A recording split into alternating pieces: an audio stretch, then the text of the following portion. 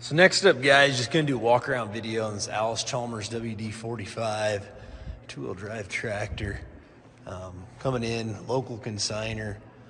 They've used it to pull that little finish mower sitting back there, mowing their kind of bigger property. They had an easy life, been stored inside, paint's really good, gas motor, rear 3-point hitch, 540 PTO. Tires have pretty good tread. It does turn over. Last fall, the tractor didn't start. They replaced it with a 0 turn, and yeah, just decided to go ahead and sell it.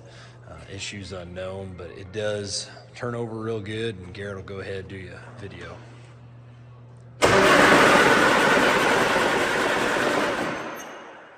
Turns over there.